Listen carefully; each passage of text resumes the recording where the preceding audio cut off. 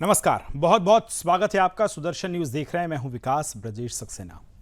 वो स्याह तारीख थी जब मुंबई दहल रही थी, जब हर हिंदुस्तानी का कलेजा कांप उठा था। गोलियों की बौछार, आग की लपटें और बेगुनाहों की चीखें आज भी सोचिए तो दिल दहल सा जाता है। 15 साल बाद उस खौफनाक साजिश का मास्टरमाइंड तहव्वुर राणा अब बहुत जल्द भारत की धरती पर पहुंचने वाला है। बुलेटिन की शुरुआत कर रहे हैं ब्रेकिंग न्यूज से। ब्रेकिंग न्यूज यही है कि आतंकी तहव्वुर राणा जल्द भारत की धरती पर होगा। सालों के संघर्ष के बाद तहव्वुर को भारत लाया जा रहा है। एनआईए की हिरासत में आतंकी तहव्वुर राणा रखा जाएगा। एनआईए कोर्ट में उसकी तहव्वुर राणा की पेशी होगी।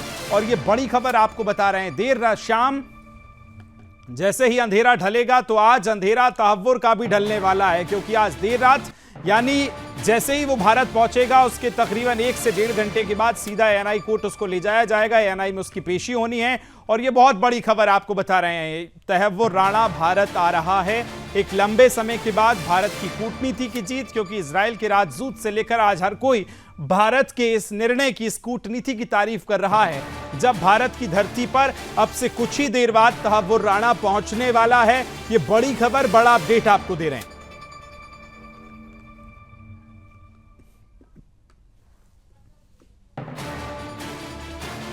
बताएं कि केंद्र सरकार ने एडवोकेट नरेंद्र मान को मुंबई आतंकी हमले की साजिश से जुड़े केस में स्पेशल पब्लिक प्रोसिक्यूटर भी नियुक्त कर दिया है। माफ कीजिएगा, इसी केस में अब जांच की अगर बात की जाए तो नेशनल इन्वेस्टिगेशन एजेंसी यानी एनआईए अब इसकी जांच करेगी। बुधवार देर रात जारी नोटिफिकेशन के बाद अगर माने अभी तक की जानकारियों को देखें तो नरेंद्र मान को इस केस की जिम्मेदारी दी गई है। आपको बताएं कि उनकी नियुक्ति 3 साल के लिए की गई है, या जब तक इस केस की सुनवाई पूरी नहीं हो जाती। हमारे साथ हमारे कई सहयोगी भी जुड़ेंगे, सागर के पास चलेंगे और साथ ही हमारे साथ विदेश मामलों के जानकार, रक्षा पे अच्छी पकड़ रखने वाले शिवदान सिंह जी जुड़ गए। बहुत बहुत स्वागत है सर आपका। सवाल सिर्फ इतना सा है कि आज भारत की कूटनीति की कितनी बड़ी जीत, जब हम देख रहे हैं कि इजराइल के राजनायक खुद ये कह रहे हैं कि भारत की जो कूटनीति है उसने ये दिखा दिया है कि 15-16 साल बाद मुंबई हमलों का मास्टरमाइंड आज फिर भारत की धरती पर पहुंचने वाला है।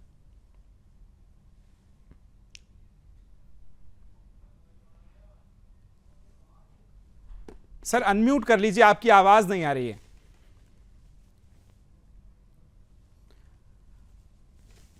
तो देखिए, आपको बता रहे हैं कि अब से कुछ ही देर बाद तहव्वुर राणा जो है वो भारत की धरती पर होगा। ये बहुत बड़ी खबर आपको बता रहे हैं। एनआईए की तमाम जो टीम गई है उसको लेने के लिए, वो भारत की धरती पर कुछ ही देर बाद पहुंचने वाली है। और ये बड़ी खबर इसलिए भी हम आपको बता रहे हैं क्योंकि भारत की कूटनीति की एक बड़ी जीत है। हमने देखा मुंबई हमले में किस तरह से इसका बड़ा हाथ रहा था, मास्टरमाइंड के तौर पर था, तमाम सप्लाई चेन्स को ये कंट्रोल करता था। और उसके बाद आज 15 साल के बाद यानी 1.5 दशक बाद तहव्वुर राणा को भारत लाया जा रहा है।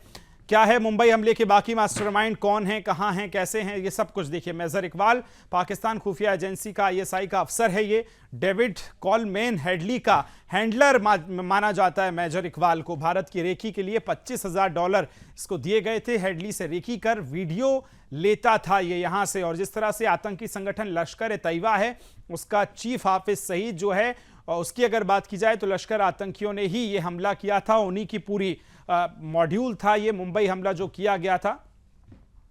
और एक बार फिर शिवदान जी के पास चल रहे हैं। जी शिवदान जी, आवाज आ रही है आपको मेरी? आ रही है आपकी आवाज? जी जी जी, आ रही है। बोलिए सर अब।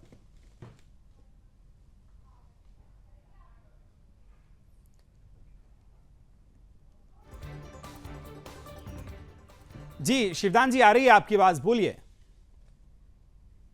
देखिए, ऐसा है, 15 साल के प्रयास के बाद ये भारत में आ रहा है, जबकि पहले प्रयास किए गए थे मगर प्रधानमंत्री मोदी ने जाके प्रेसिडेंट ट्रंप से जब मुलाकात की उसके बाद ये संभव हो पाया। ये इतना जरूरी है इसका आना, इससे पूरे देश में जो आतंकी नेटवर्क के स्लीपिंग एजेंट फैले हुए हैं उनका पता लगाया जा सकेगा। क्योंकि बॉम्बे अरेस्ट से पहले इसने बॉम्बे के काफी जगह जाकर के इसने रैकी की है। जी। इसलिए उन सब कॉन्टैक्ट के बारे में से पता किया जाएगा कि उन जगहों में जाकर किन किन से मिला है, कौन कौन से सपोर्टर हैं और कौन कौन हमारे देश में बैठ करके देश के साथ धोखा कर रहे हैं। इसलिए ये जिस प्रकार से जम्मू कश्मीर में स्लीपिंग एजेंटों का पता लगाया जाता है, उसी प्रकार से देश में तैयब राना से बात करके उसे इन्वेस्टिगेशन करके देश के अंदर स्लीपिंग एजेंट्स का पता लगाया जाएगा और देश को और भी सुरक्षित बनाया जाएगा। शिवदान जी, जरा ये बताइए कि इसका भारत आना किस तरह से कूटनीति को देखा जाए। अमेरिका जैसी जगह रहा और हमने 2011 के उन फैसलों को भी देखा था जब इसके लिए गए थे तमाम वहाँ की अदालतों में, लेकिन 15 साल बाद इसको लाना, ये क्या आप मानते हैं भारत की बहुत बड़ी कूटनीतिक जीत हुई है ये? शिवदान जी, आवाज सुन पा रहे हैं शिवदान जी आप? चलो, मुझे लगता है आवाज़ तो नहीं पहुंच रही है शिवदान जी तक, लेकिन ये बड़ी खबर आपको हम बता रहे हैं। और किस तरह से ये पूरा देखिए ऑपरेशन सक्सेसफुल हुआ है वो भी ग्राफिक्स के जरिए हम आपको बता रहे हैं। जनवरी 2019 से 24 तक का प्रत्यार्पण जो पूरी प्रक्रिया रही है, किस तरह से 23 भगोड़े जो हैं अपराधी पाए गए हैं। प्रत्यार्पण अनुरोध जो है अमेरिका में लंबित कुल 65 थे और उसके बाद ये पूरी जब प्रक्रिया चली तो 64 साल का तहव्वुर हुसैन राणा पाकिस्तान का मूल कनाडाई था और पाकिस्तान का था ये। तहव्वुर हुसैन पाकिस्तानी सेना में डॉक्टर के तौर पर रहा है। इसके बाद वो 1997 में कनाडा चला गया था।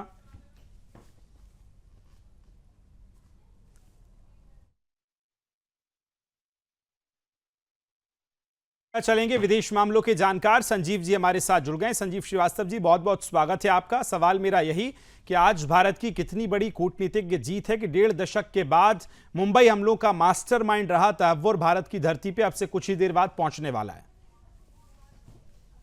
ये बहुत ही बड़ी कामयाबी है और भारत के की जो डिप्लोमेटिक मशीनरी है, भारत की जो सिक्योरिटी एजेंसीज हैं, भारत की जो सरकार है प्राइम मिनिस्टर श्री नरेंद्र मोदी के नेतृत्व की, सभी इसके लिए बधाई के पात्र हैं। और जाहिर है कि एक लंबे प्रयासों के बाद ये सफलता आज मिली है और इस आतंकी ने कोई भी ऐसे ऑप्शंस नहीं छोड़े कि जिसकी की वजह से वो अपना बचाव कर सकता था। और जाहिर है कि सभी ऑप्शंस उसके ज्यादा एक्सप्लॉइट किए गए, लेकिन सब में उसको भारत के प्रयासों की वजह से और बहुत ही सॉलिड और पुख्ता जो उसके विरुद्ध सबूत थे उसकी वजह से किसी भी यूएस की कोर्ट ने उसे जाहिर है कि कोई प्रोटेक्शन नहीं दिया।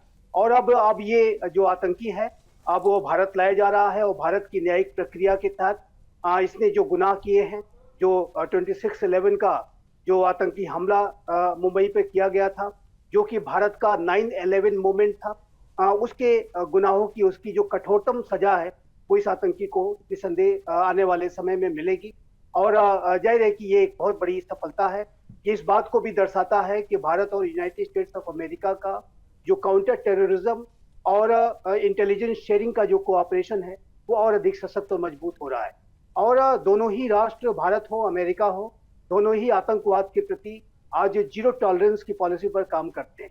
दोनों राष्ट्र इस बात को भी मान करके चलते हैं कि कोई भी आतंकी न तो उसके गुनाहों को भूला जाएगा न उसे माफ किया जाएगा।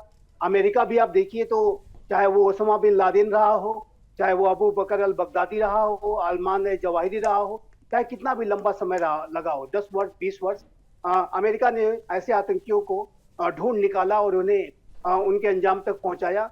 और उसी तरीके से इस आतंकी को भी लाने में एक लंबा समय लगा है, लगभग 17 वर्ष का समय हो चुका है, लेकिन उसके बावजूद भी भारत ने अपने प्रयास जारी रखे और इस आतंकी को अब भारत में लाया गया है और इसकी सजा उसे जल्द दी जाएगी। ये जो कदम है, ये जो सफलता है, ये ऐसे आतंकियों के लिए भी एक चेतावनी है जो भारत में बड़ी आतंकी घटनाओं को उन्होंने कर रखा है और विदेशों में, पाकिस्तान में, अन्य जगहों पर शरण लिए हुए हैं। ऐसे आतंकियों को भी एक दिन वापस लाया जाएगा भारत की धरती पर और भारत की न्यायिक प्रक्रिया के तहत उन्हें भी जो है उचित सजा दी जाएगी। तो मेरा ऐसा मानना है कि ये पूरे भारत के लिए बहुत ही बड़ी सफलता का दिन है कि जब एक आतंकवादी को, जो कि भारत में इतने गंभीर अपराध उसने किए, उसको अब भारत लाया जा रहा है और उसकी जो कठोरतम सजा है उसको आने वाले समय में दी जाएगी। ठीक है शिवदान जी, जरा ये बताइए बतौर रक्षा विशेषज्ञ कि जो लोग इस तरह के हमले करके जो आतंकी गतिविधियों में लिप्त होते हैं और सोचते हैं कि यदि वो 7 समुंदर पार चले जाएंगे तो उनको कोई ना तो पकड़ पाएगा, ना किसी तरह की उनको चिंता होगी। लेकिन भारत ने ये प्रूफ किया कि यदि आप 7 समुंदर पार भी होंगे तो आपको कहीं से भी खदेड़ के लाया जाएगा। कितनी बड़ी जीत इस फैसले की आप देखते हैं, और ये भारत लाने के पीछे दोनों ही तरह से अगर हम देखें शासन के तौर पर कि कितनी बड़ी दृढ़ इच्छा शक्ति रही है कि वहां टाई अप करना, वहां पूरी बातचीत करना, एनआईए का वहां पर पहुंचना और फिर उसका प्रत्यर्पण करके वापस लाना यहां पर। शिवदान जी सुन पा रहे हैं? हाँ, सुना है मैंने। जी जी शिवदान जी, मुझे बोलिए, बात बताइए। जी जी जी जी, किस तरह से देखते हैं? वही मैं कह रहा हूं कि कोई अगर विदेश में छुपकर अगर ये सोचे कि उसका कोई कुछ नहीं होगा, तो आज भारत ने ये जो बड़ी कूटनीति दिखाई है कि उसको इतने सालों के बाद यहां लाया जा रहा है, अब आगे किस तरह से पूरी प्रोसेस अगर हम देखें तो क्या होगा, किस तरह से होगा, कुछ अगर देखिए, इससे भारत की सुरक्षा के लिए एक बड़ा कड़ा संदेश पूरे विश्व को दिया जा रहा है कि भारत अपनी राष्ट्रीय सुरक्षा के साथ समझौता नहीं करेगा, और जो भी भारतीय सुरक्षा के साथ खतरा पैदा करेगा उसे इसी तरह से उसका ट्रायल किया जाएगा और उसको उसकी सजा दी जाएगी। तो तैमूर राणा को हालांकि 15 साल के बाद वो हाथ आया है, मगर अभी भी अब इससे बड़ा स्ट्रॉन्ग मैसेज गया है कि कितना भी टाइम बीत जाए मगर भारत की राष्ट्रीय सुरक्षा के जितने भी इसने गलत काम किया है उसका फल मिलेगा। इसलिए ये इससे एक पूरे देश को, पूरे विश्व को ये संदेश गया है कि इस तरह की भारत की सुरक्षा के साथ इस तरह खिलवाड़ नहीं किया जा सकता है। मुंबई हमला एक भारत की सुरक्षा पर एक हमला था। आंतरिक सुरक्षा और बाह्य सुरक्षा, 2 प्रकार की सुरक्षा होती है। तो बाह्य सुरक्षा सीमाओं पर होती है, आंतरिक सुरक्षा देश के अंदर होती है। मुंबई हमला देश की आंतरिक सुरक्षा पर हमला था, जिसका कि जवाब भारत ने बड़ी बहादुरी से दिया, और साथ साथ जिन्होंने भी उसमें पार्ट लिया उनको खत्म किया। और अभी ये तैमूर राणा बचा हुआ था, इसको ला करके, इसको भी इससे लाने के, इसके बाद ला करके इनको सिद्ध कर रहा है भारत कि हम अपनी राष्ट्रीय सुरक्षा के साथ किसी को भी खिलवाड़ नहीं करने देंगे। और तैमूर राणा संजीव जी, अभी हमने देखा कि इजरायली राजदूत का ये बयान सामने आया कि भारत की दृढ़ इच्छा शक्ति को देखने को मिलती है। वाकई इतने सालों के बाद अगर वो अपने एक आतंकी को वापस पकड़ के लाए हैं अपनी जमीन पर, आज विश्व किस नजर से देख रहा होगा भारत को, क्या सोच चल रही होगी?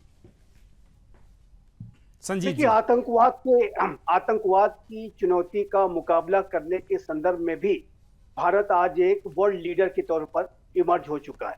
और पहले की जो सरकारें हुआ करती थी, जाहिर है कि उनके रुख में और आज की जो प्राइम मिनिस्टर मोदी के नेतृत्व की 2014 से चली आ रही सरकार है, उसके जो नेतृत्व में बहुत बड़ा अंतर दिखाई देता है। 26/11 का जो हमला हुआ था, तो उस समय की तत्कालीन सरकार ने जाहिर है कि इसके ऊपर कोई कार्रवाई नहीं की, और जाहिर है कि उस समय की सरकार का जो अप्रोच था वो आज की सरकार के अप्रोच से जाहिर है कि बहुत ही भिन्न था, और बहुत ही लचर रवैया मैं कहूंगा कि उस समय की सरकार ने अख्तियार किया था। और जाहिर है कि आज वाकई सर, आज लिहाजा पूरा विश्व भारत की तरफ देख रहा है और भारत के इस फैसले की भी सराहना कर रहा है। बहुत धन्यवाद आप दोनों का मेरे साथ जुड़ने के लिए।